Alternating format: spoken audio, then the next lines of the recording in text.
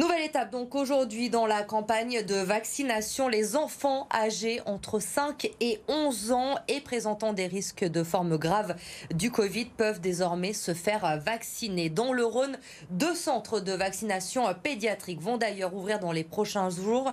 Lauriane Pellao, le premier dimanche au Palais des Sports de Gerland et le second lundi à Villefranche. Oui, Elodie, et il est possible de prendre rendez-vous sur Doctolib dès maintenant. 800 créneaux sont disponibles dimanche au centre de Gerland. Alors la vaccination fonctionnera à peu près comme pour les adultes. Seule différence, la consultation prévaccinale avec le médecin se fera systématiquement. Un test sérologique sera proposé pour savoir s'il faut un schéma à 1 dose ou à 2 doses. C'est le vaccin Pfizer qui sera injecté à plus faible quantité que pour les adultes et les doses sont déjà prêtes d'après l'ARS. Écoutez. On a plusieurs milliers de doses, mais bon, on n'aura pas de difficulté à se réapprovisionner. Nous, on s'adaptera en fait. Là, il n'y aura pas de difficulté. On a les vaccinateurs, on a les doses, on a l'organisation. Donc toutes les personnes qui souhaiteront se faire vacciner seront vaccinées. Vous pouvez aussi faire vacciner votre enfant dans l'établissement de santé ou chez le médecin qui le suit, mais il faudra encore s'armer de patience puisque les commandes de doses ne sont ouvertes que depuis lundi. Et attention Lauriane, si on est parent d'un enfant âgé entre 5 et 11 ans, on ne se précipite pas pour prendre un rendez-vous. Pour le moment, seuls certains enfants sont éligibles à la vaccination. C'est bien ça, seuls les 5-11 ans qui sont considérés comme fragiles et donc à risque sont concernés. Par exemple, ceux en situation d'obésité, atteints de certaines maladies chroniques, de diabète ou de trisomie 21. Et puis les enfants qui vivent avec les personnes immunodéprimées, vulnérables ou mal protégées par la vaccination peuvent aussi être vaccinés. Merci Lauriane pour ces précisions. Ouverture d'un centre pour les enfants, donc ce dimanche au Palais des Sports de Gerland. Toujours concernant la vaccination, un nouveau centre a ouvert aujourd'hui à la Part-Dieu, géré par les pompiers. Il va permettre de faire 750 injections par jour avec le vaccin Moderna. Et dès ce matin, les Lyonnais faisaient la queue pour se faire vacciner. Jérémy Pain et Mélanie Ferreira. Dans le temple des achats de Noël, 85 000 visiteurs par jour et désormais depuis ce mercredi un centre de vaccination. L'occasion est belle pour certains d'allier les deux activités. C'était l'objectif, d'être vacciné quelques jours avant Noël pour pouvoir profiter sereinement des fêtes. J'espère pouvoir avoir un petit peu de temps derrière là, pour aller faire des emplettes. Oui. 750 créneaux de vaccination sont proposés chaque jour sur les plateformes de réservation en ligne. En plein cœur de Lyon, le centre bénéficie déjà d'un vif succès. C'est vraiment pratique et puis bon, au point de vue transport en commun, tout ça, on n'a pas besoin de prendre le véhicule.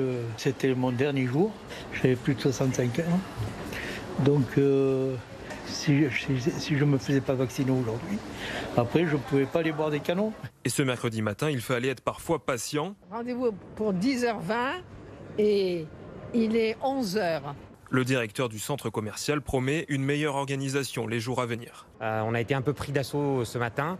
Donc en fait, les personnes de plus de 65 ans peuvent être accueillies sans rendez-vous. Donc ça, c'est très important aussi. Là, on vient d'avoir une dizaine de personnes qui viennent de passer. Et donc ça fonctionne plutôt très très bien. C'est un énorme succès. Le centre de vaccination de la Part-Dieu est ouvert tous les jours de 9h à 19h, au moins jusqu'au 8 janvier. La concertation sur les futurs métros dans la métropole touche à sa fin. Ça y est, depuis le 21 septembre, vous étiez invité à vous prononcer sur les différents projets. Prolongation du métro A, B ou D, ou alors la création du métro E à l'ouest de Lyon. Les élus du plateau Nord, eux, se mobilisent depuis 2019 pour la prolongation du métro B jusqu'à Rieux-la-Pape. Une pétition a récolté 11 000 signatures. Écoutez Damien Monnier, le maire de Sathonay-Camp. Il est au micro d'Amélie Duchamp. Il est nécessaire pour le plateau Nord, pour l'attractivité du plateau Nord, pour nos déplacements. On voit aujourd'hui que nos 3 villes ont urbanisé. Il y a une densité importante, que ce soit à Caluire, à Rieux et encore plus à Sathonay où on a doublé notre population en moins de 10 ans. Et donc aujourd'hui, pour se déplacer, c'est très compliqué. Et donc le métro est une très bonne solution, à la fois pour la métropole, mais également pour le plateau Nord. Tous les jours, c'est saturé parce que des gens viennent de l'Ain, de la plaine de l'Ain, du Val-de-Saône également. Et donc aujourd'hui, il y a un étau qui se fait au niveau de Caluire et donc c'est saturé effectivement. Le calme est-il revenu à la Guillotière? Depuis un mois, la présence policière est renforcée. Place Gabriel-Péri. La fermeture anticipée du casino et du McDonald's avait conduit le préfet à prendre des dispositions. Les deux enseignes qui ont repris d'ailleurs leurs horaires habituels en début de semaine. Reportage sur place de Maxime Régnier. Place Gabriel-Péri, le calme semble désormais installé. Un mois après le renforcement du nombre de patrouilles, le marché à la sauvette a disparu. Seuls quelques vendeurs persistent. Les riverains disent revivre dans leur quartier. Et pour l'instant, la présence policière, c'est un plus. Il faut que ça dure, quoi. Il y a une présence policière qui est là quotidiennement. Et la place, en tout cas les alentours, sont beaucoup apaisés. En tout cas, on arrive quand même à avoir une vie de quartier qui reprend, même si en effet, c'est pas encore complètement apaisé. Et dès qu'ils ne sont plus là, les choses reprennent comme avant. Mais pour les riverains, en tout cas, il y a vraiment une différence. Du côté des commerçants aussi, la différence se fait sentir. Donc on a un quartier vraiment qui est apaisé. Ça, on l'entend tous les jours de nos clients. On voit des clients qui rentrent ou des non-clients qui rentrent dans le magasin, qui disent merci, j'ai pu enfin aller faire mes courses. Une situation en amélioration donc, mais certains préfèrent rester prudents. Il suffit d'un rien pour que tout se réinstalle. Donc on est à la limite. C'est beaucoup plus acceptable que ça ne l'était. Maintenant, il faut que ça perdure. C'est-à-dire que c'est pas parce qu'ils sont venus 3 semaines tous les jours qu'on va plus en entendre parler pendant. Voilà. Moi, j'ai besoin d'avoir une présence régulière, des contrôles réguliers pour que ça fonctionne, quoi. Et après les quelques 2 millions d'euros votés par la métropole, les travaux de réaménagement de la place Gabriel-Péri, notamment, devraient commencer au début de l'année 2022, dans l'idée d'apaiser encore un peu plus le quartier. Les magistrats, les greffiers, mais aussi les avocats lyonnais étaient en grève aujourd'hui. Appel à la mobilisation nationale de 16 syndicats. Image assez saisissante, regardez, de ces centaines de robes noires dans la salle des Pas Perdus à Lyon. Ils demandent plus de moyens matériels et humains pour faire leur travail correctement. Écoutez Véronique Drahi, la déléguée régionale du syndicat de la magistrature. On est tous très investis dans nos fonctions, on est tous très attentifs à l'attente des justiciables qui attendent une décision. Et on se rend compte qu'on ne peut pas faire plus vite, on ne peut pas faire mieux, on ne peut pas consacrer le temps qu'il faudrait à chacun.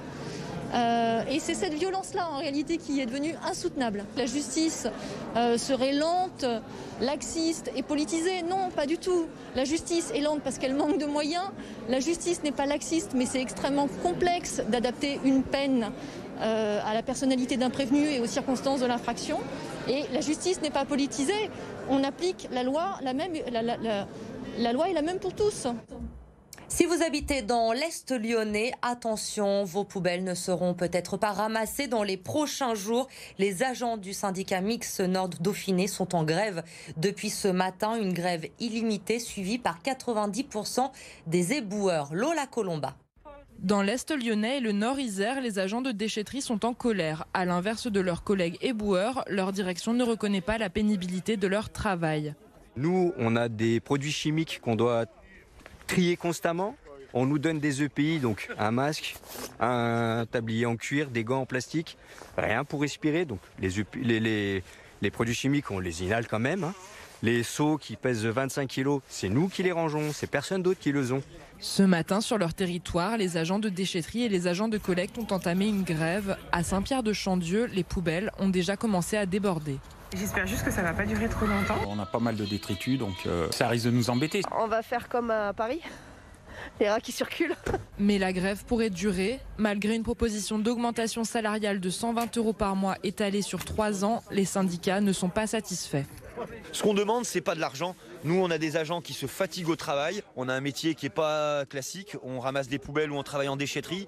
Et je dirais que par rapport à ça, il faut que notre métier soit reconnu. De son côté, la direction campe sur ses positions. La loi de transformation de la fonction publique doit entrer en vigueur dès 2022. Le derby approche pour la Duchère. Dimanche après-midi, les Lyonnais reçoivent Saint-Etienne en 32e de finale de la Coupe de France. Et il reste encore des places, environ 1500 encore disponibles à la vente sur le site du club.